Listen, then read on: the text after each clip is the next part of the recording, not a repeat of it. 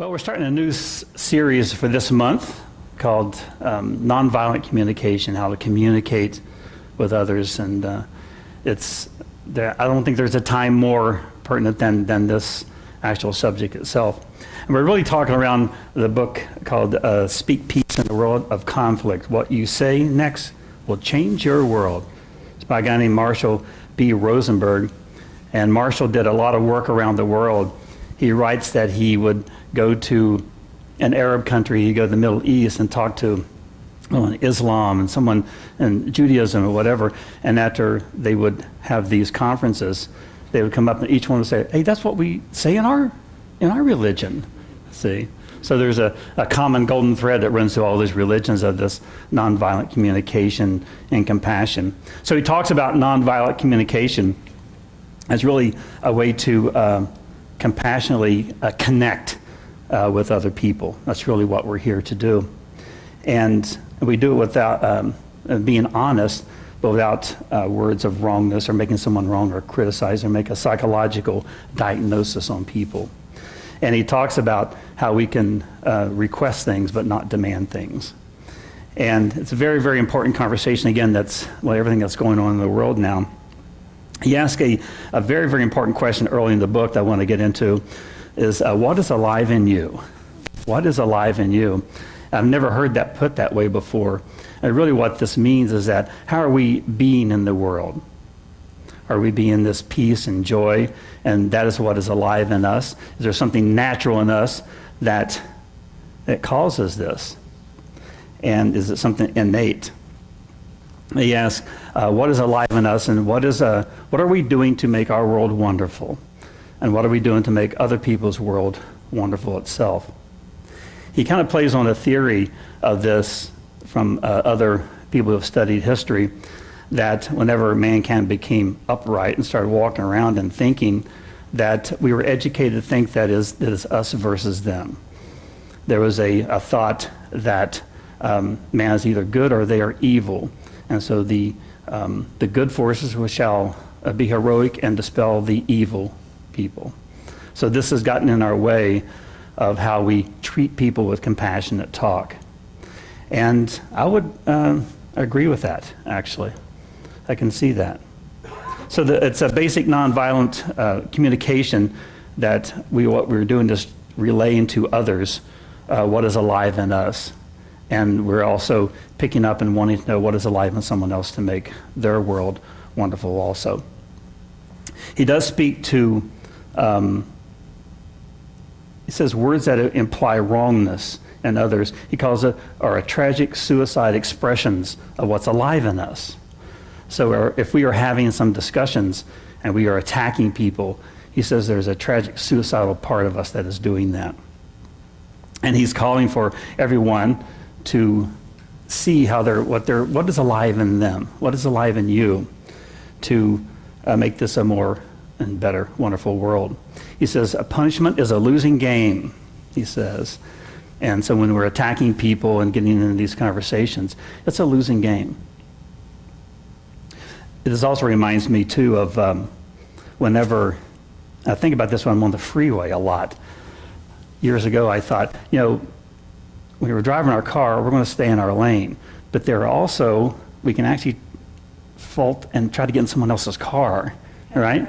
So when we're trying to get in some other people's things, I always equate it to that. So I think what nonviolent communication is saying is that we're kind of staying in our car, not just in our lane, but in our car. Because when we get into trouble, we start trying to drive other people's cars, right? It's like not knowing how to drive a stick shift and you try to get in the car and drive a stick shift. So this week I've been thinking about this talk. I got to tell you, last night I slept with a pen and a notebook and a flashlight. I got very little sleep. It was kind of wild because I was thinking about this talk and the importance of it. And 3 or 4 times in the middle of the night, I clicked on my flashlight would write things. Right? So for me, it just denotes how important this conversation is. This week I came up with an idea, and I want to share it with you. And very, very simple, still not easy to do also. So it's a challenging. Observing without judgment is the highest form of understanding. Observing without judging is the highest form of understanding. So what does that mean? For me, that means that can we, as people, see something happening or see someone lashing out and be with that without judging them immediately? Isn't there a Buddhist thing where everybody's fighting a battle, so we ought to be passionate. We don't know what battle they're fighting. So can we, in that place, instead of judging and perhaps even attacking them, can we be in that peaceful place and see them for where they are? The other phrase comes in, hurt people hurt also. I've heard that phrase too, right?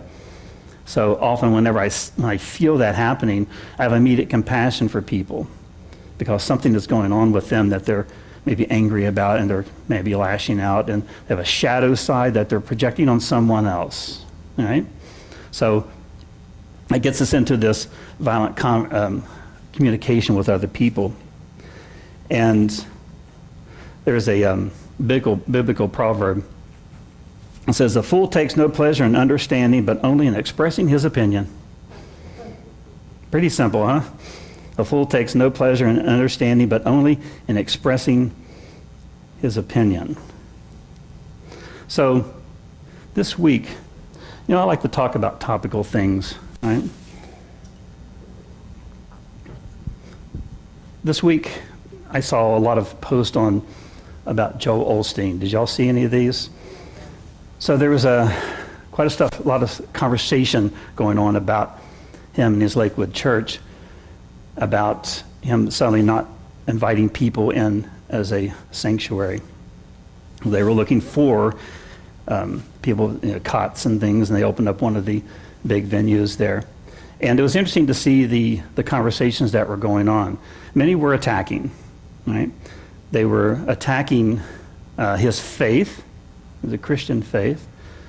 They were attacking his decisions.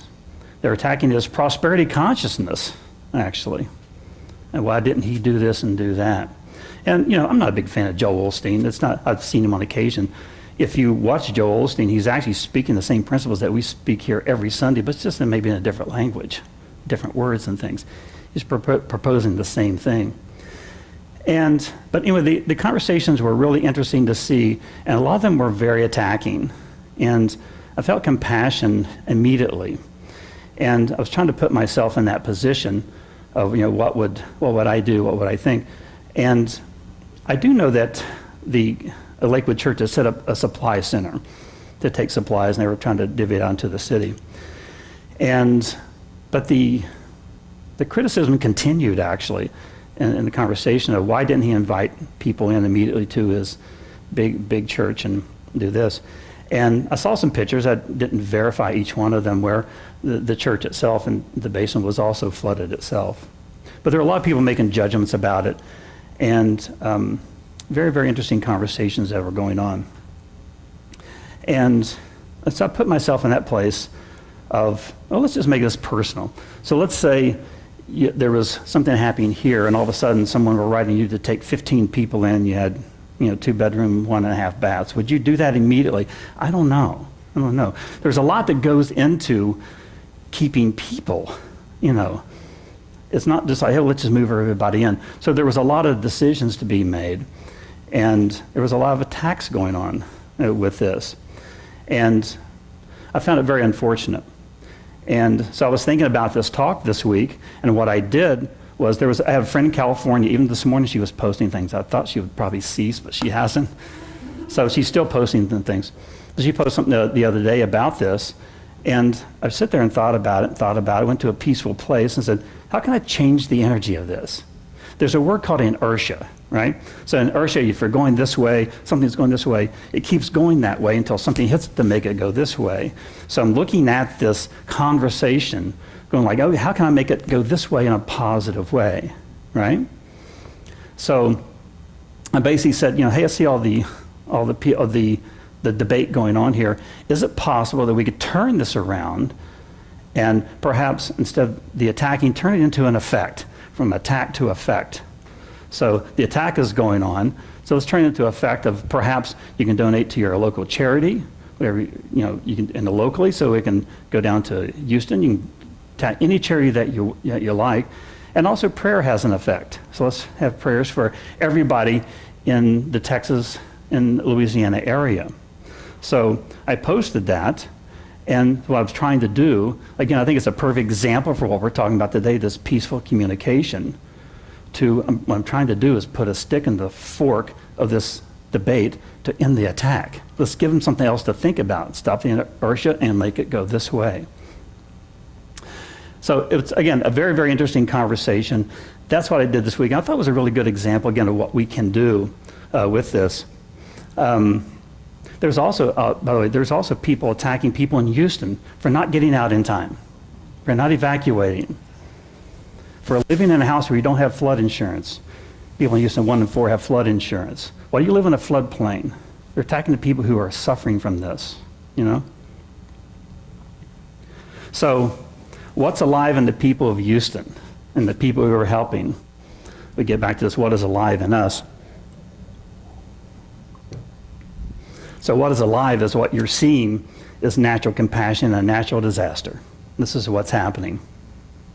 So have you heard of, now everybody knows about Mattress Mac. You know about Mattress Mac, the guy who took in a bunch of people to his furniture store?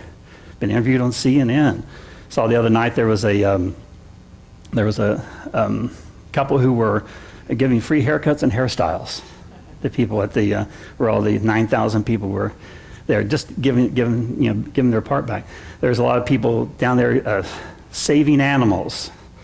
Humane Society. There's people, I saw a picture yesterday of somebody with a big net saving bats out of the water.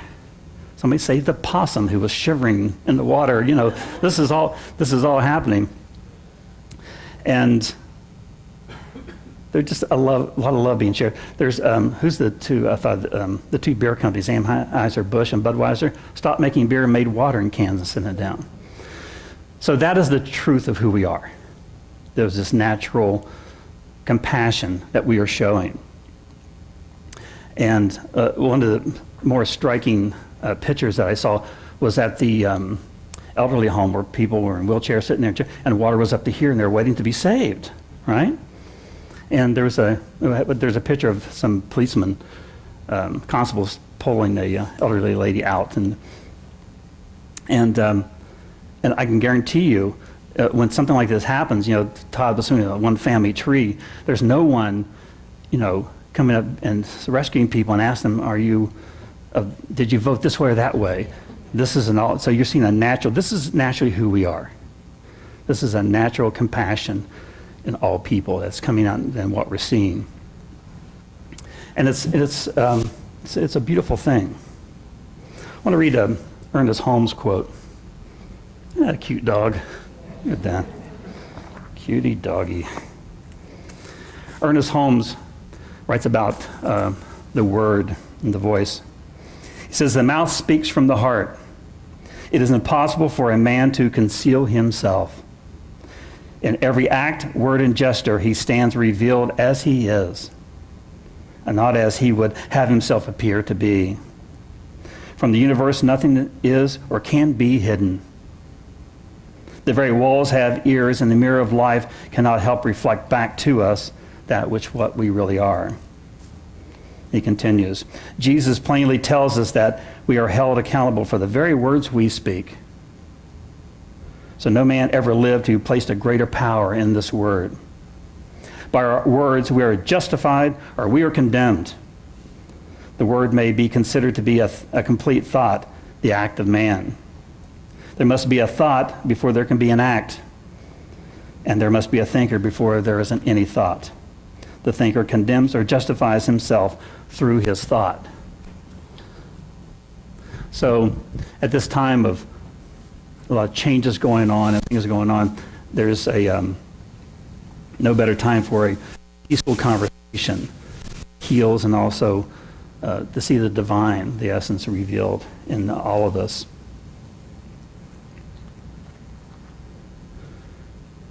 So I want to talk about 3 principles we can take from this today. One is listen. We should be quick to listen and slow to speak. I think that's a Buddhist thing too, by the way.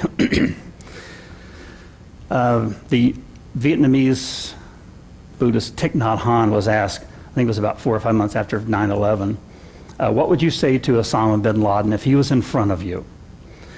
And he was very measured. His response was very measured.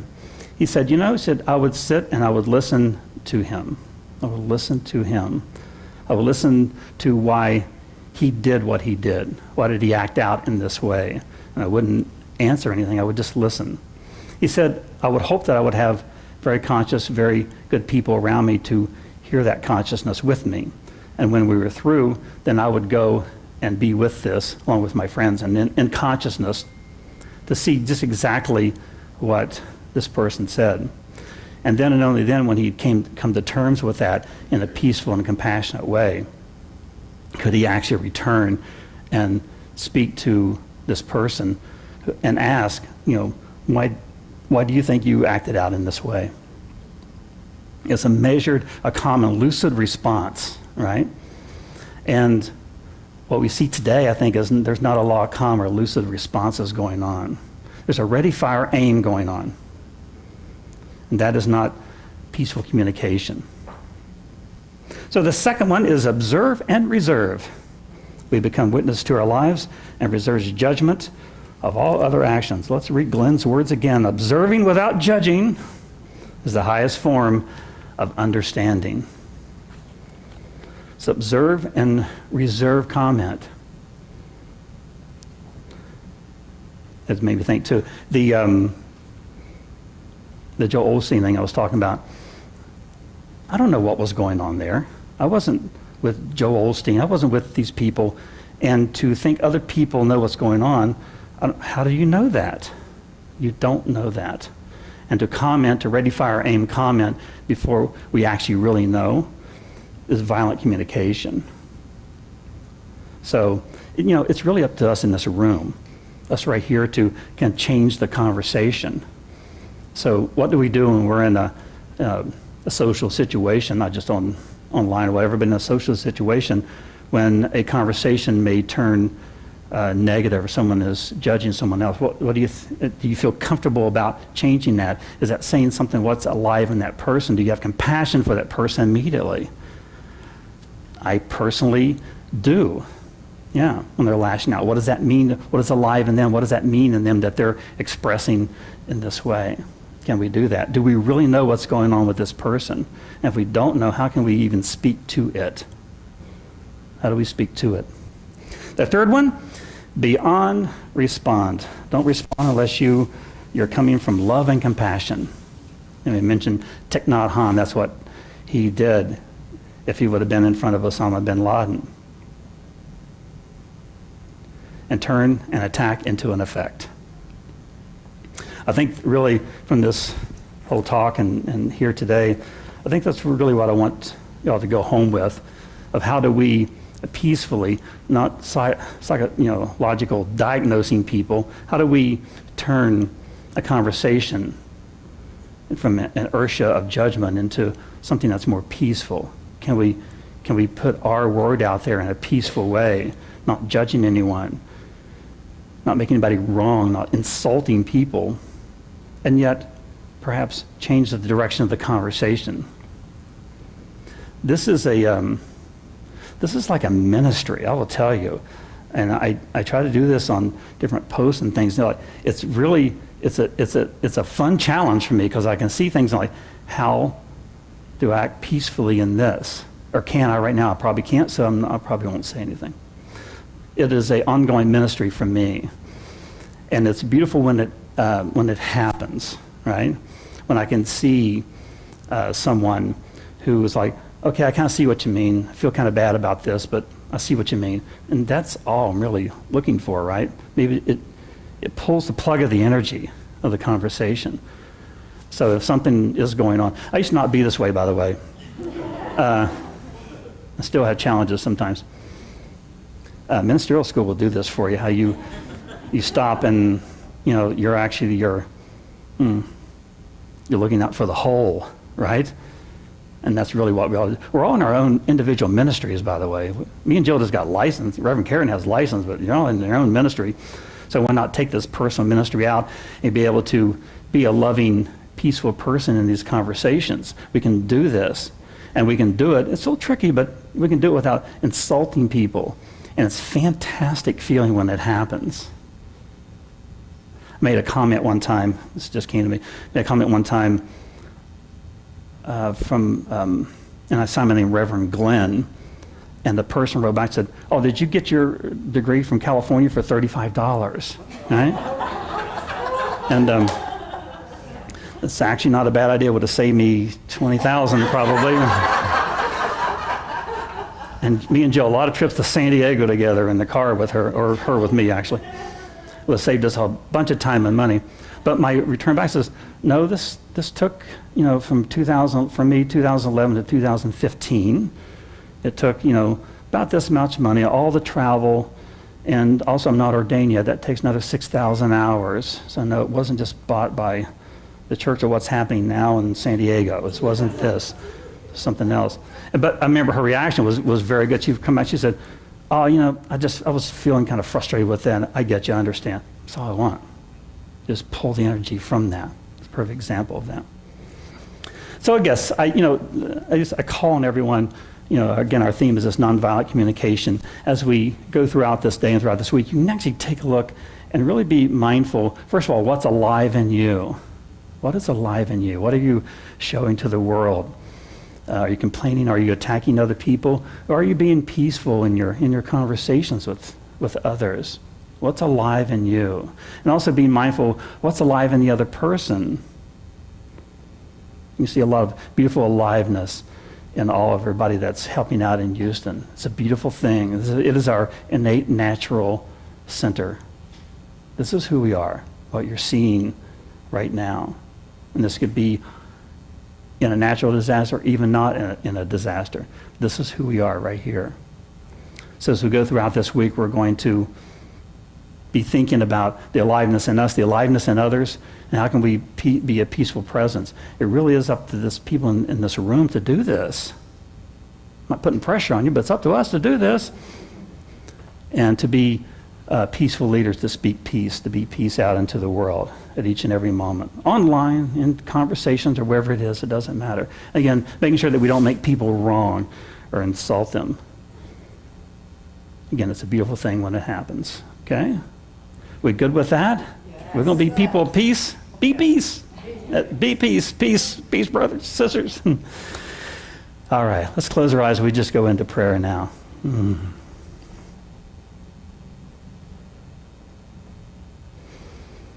What a divine moment this is to be here in this Scottsdale Center for Spiritual Living. Knowing and affirming that this divine fellowship, this peace and love and joy, this music, slides, it's been spoken here. All this one divine essence of God itself is this essence of the divine that works through each and every person, each and everything. And I know and affirm that Reverend Glenn, at the very heart of who I am, is this divine presence in me right now, working through me, as me, always has been and always will be. I absolutely know and affirm that it is the absolute truth of each and every beloved here right now, that working through each and every person as them is this perfect essence of God, this divine lighthouse, this inner whisper of the one itself. So knowing and affirming the truth of this, I know and affirm that all are at peace this week, throughout this day. That in conversations, we are the be peace people. We lead this. We're leading this thing. So as we have conversations with ourselves and others, we see other conversations, we're in peaceful mind. We are compassionate. We bring compassion to the world. We bring peace to the world. Perfumes out from us, in us and through us right now. I know and affirm that in these conversations that are had, or seen online or in person, the very peace, very essence of who we are shows itself, reveals itself. and any kind of conversation that we're in is filled with divine peace and divine love. We are always for something and not against anything. So we are for peace, we are for compassion, and that is innately who we are all right now and always have been. I say a prayer for those in the affected by the flooding, Texas and Louisiana, the return to their homes and the damage there. They are held in the arms of the divine right now. They are the children of God. As the cleanup begins and the renewal begins, they are wrapped in the arms of the divine. I know that help is continuing to speed to them, and the animals are taken care of, finding homes, being nurtured, being fostered and returned. There's such a natural compassion that's happening right now in this disaster area. And it's beautiful to see. And I affirm its continuance. And I'm so grateful for this one divine law that makes perfect the words that are spoken here right now, made manifest here now. So with great love and joy and absolute peace, I now release these words into universal law, knowing that it is done and it is so. And we affirm this by saying together, and so it is.